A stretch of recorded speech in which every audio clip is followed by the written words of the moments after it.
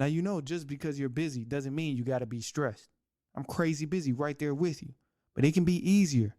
Next time you're on a run, just make it more fun and listen to The Run with Manny Wilson. It's The Run with Manny Wilson podcast.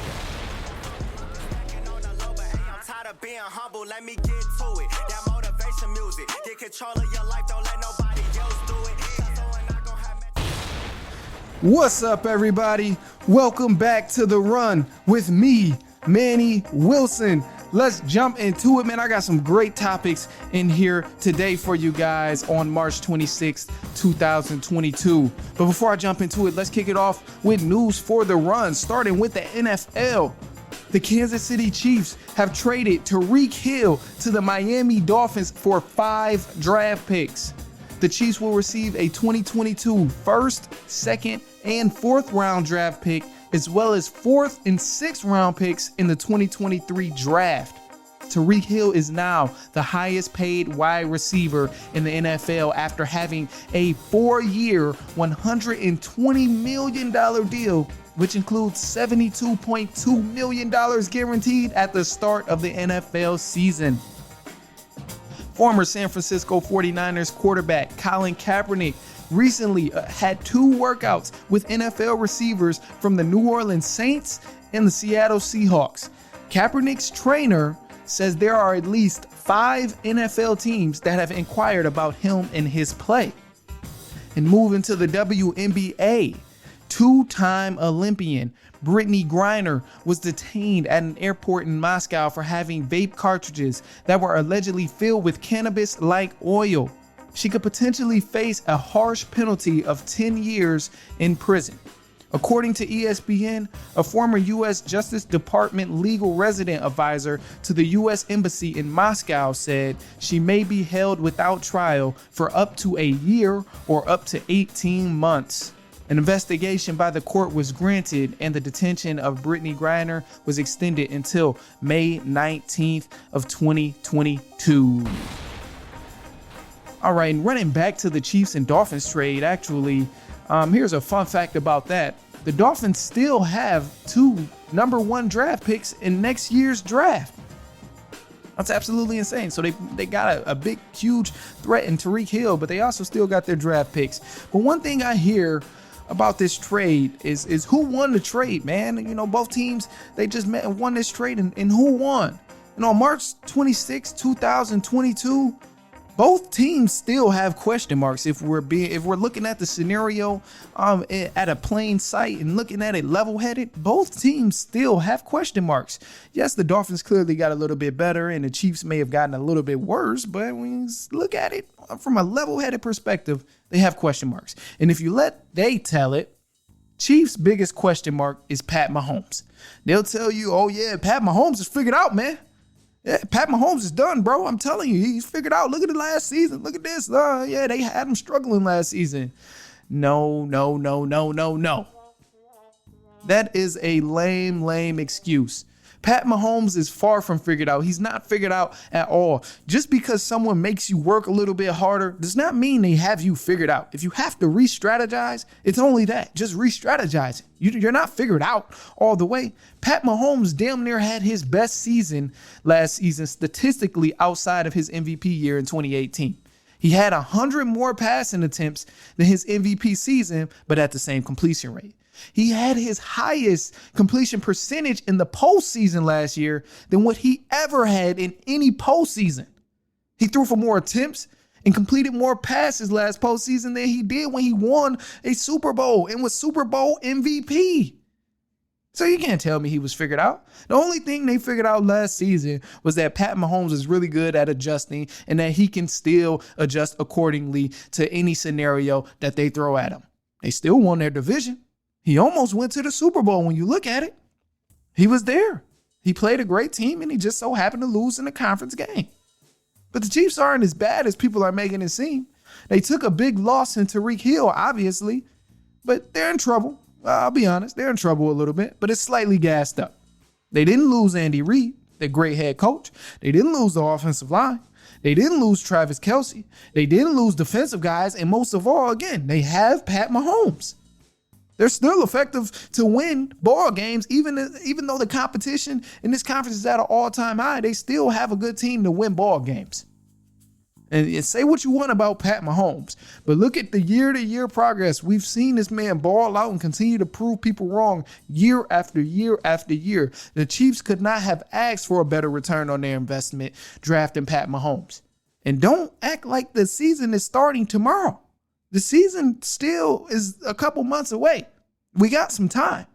And I highly doubt the Chiefs are going to go into this not picking anyone else up from this free agency or this offseason. You know how many guys would love to play with a great quarterback like Pat Mahomes? Slot receivers, running backs, wide receivers. So many guys would love to play with Pat Mahomes. And I highly doubt it. I'm sure the Chiefs know that. So I highly doubt they're going to just sit on their behinds and not pick up anyone after losing Tyreek Hill. All right, and running to the Miami Dolphins because they have some question marks as well. And their biggest question mark is actually pretty accurate. It's, can Tua Tagovailoa step up and accurately be there for his team? He doesn't have many games in the NFL. He's been in the NFL for 2 years. But he has less touchdown passes in his career than some quarterbacks have in a single season. Like Bengals quarterback Joe Burrow threw for 34 touchdowns last season, and Tua only threw for 27 out of his career. So this works to his benefit and his disadvantage as well. He has the weapons, but the offensive line is bad. Another question mark. But it's going to be Tua's first fair shot at the NFL, being healthy in a full season. And also, why I say it works to his benefit is because he doesn't have much film on him. Executives and coaches aren't really going to be able to pick him apart in terms of what makes him comfortable, what makes him uncomfortable, what are his tendencies, and what kind of things can we scheme against Tua to make him turn the ball over. They don't have all of these facts and info on Tua, and it can be a good thing because even looking back at the past and seeing how that's affected other quarterbacks, when you look at Joe Burrow, he played his first full season last year and he went to the Super Bowl. Executives didn't have all the film. They didn't have all of his tendency breakers and everything that he enjoys to do while he's on the field, what makes him comfortable, uncomfortable. They didn't have all of that info. They pieced it apart as the season went on, but ultimately, that's what made them underdogs too, because people didn't think, oh, well, yeah, this second-year quarterback is going to come in and win a Super Bowl. They didn't believe that. It is kind of hard to believe. But going back to Tua, that same kind of scenario is what he's creeping up on. Obviously, he's not Joe Burrow, and they're two different type of quarterbacks with two different type of play styles. But that second year, no film, can prove your worth in the NFL. That same scenario is right there for him. And it's best to strike when the NFL hasn't figured you out yet. It's a reason why we don't see quarterbacks going to the Super Bowl back to back like we do with other sports, NBA or maybe baseball. It's a reason for that. The NFL catches on to things very, very quickly. So for Tua, this would be his best time to strike now that he has the weapons and he has a premier threat gaining Tyreek Hill. And the last thing I do want to mention before I disperse to more news is that we can't put these same expectations in play until we watch these teams play. Everyone loves to jump straight into a Super Bowl as soon as we hear this. Oh, well, you know what? The Dolphins, they got him. They got this guy. They got Tyreek Hill. They got all of these pieces. They got a new coach, everything. They're going to the Super Bowl. Oh, the Raiders got this. They're going to the Super Bowl. Oh, the Chiefs they lost him. They're not doing anything. We have to at least give the time to watch these teams prosper and watch these teams develop over the course of the season. Obviously, Tyreek Hill may not be the same exact player that he was with the Chiefs because he has a different quarterback. He has a different system. He has a different offensive line blocking for his quarterback and a different scheme. The Dolphins aren't the Chiefs. The Chiefs aren't the Dolphins. Tua isn't Mahomes, and obviously Mahomes isn't Tua. So the Dolphins are a completely different team. We got to watch and see how both of these teams are going to develop as the season goes on. And that is ultimately the biggest question mark for this entire season is how will these teams develop? All right, now let's keep it going throughout the show and let's hit you up with some more news on the run. This time we're jumping back into it with the NBA, starting with the Brooklyn Nets. Guard Kyrie Irving is expected to be cleared to play in NBA home games as of March 24th. The city of New York will amend their current vaccine mandate, allowing performers and athletes to perform from this point forward. Portland Trail Blazers Yusuf Nurkic was fined $40,000 after tossing a fan's cell phone into the stands during a heated exchange with an Indiana Pacers fan.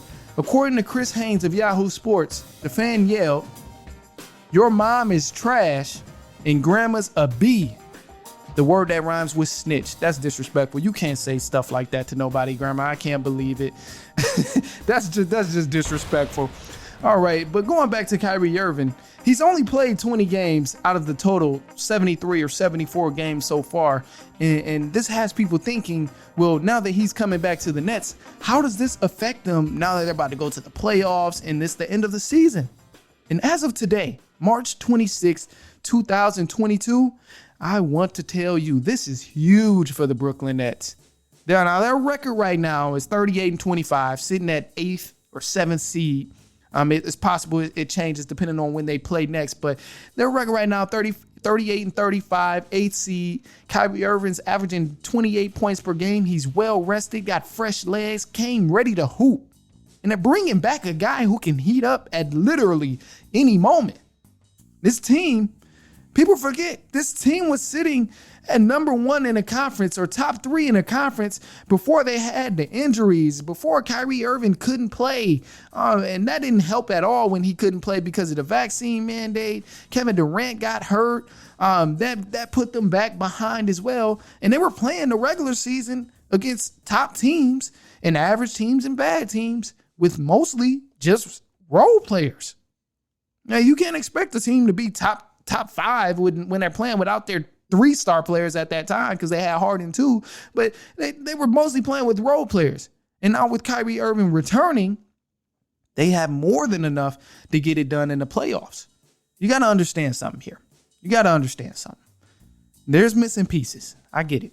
Everybody on the team is not healthy. Some people say about Ben Simmons, oh, well, he's still not there. They're going to need him if they want to win a championship. Please do not forget. Kevin Durant literally was a toenail away from beating the Bucks in Game 7 in the Eastern Conference Finals last year by himself. Harden was not there. Harden was on one leg. You can make the argument, oh, well, Harden was healthy, whatever. But Harden ultimately did not help at all. Kyrie Irving was hurt. It was really just Kevin Durant out there balling by himself, and he was a toenail away from winning and going to the NBA Finals.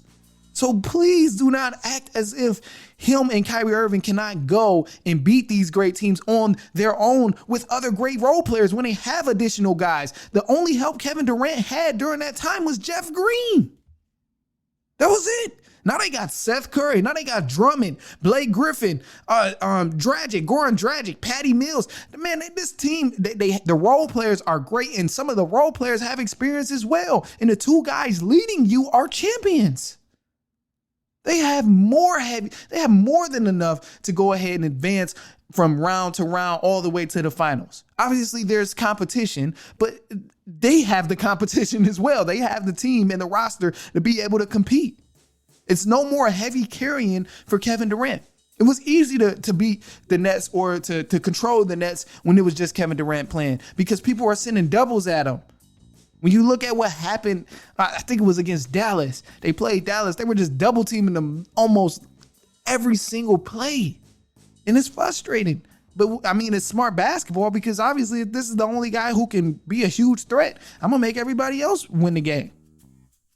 But with Brooklyn, with them coming to the end of the season and getting ready to go to the playoffs, this is just perfect timing for them because it allows them to get those last few games to play as a full team, knowing what they can expect going into the playoffs. They have Kyrie Irving. They have Kevin Durant. They got Drummond. They got Blake Griffin. They got their guys. So now it's just, let's get these last few games in and strategize on exactly how we're going to play in the playoffs and do what we need to do and to adjust to the teams that we play. It's the Run with Manny Wilson podcast. Now, don't be selfish. You might have a friend, family member, coworker who's on the run too. So make sure they get to have the same amount of fun as you and send them this episode. It's the Run with Manny Wilson podcast. Let me get to it. That motivation music. Get control of your life.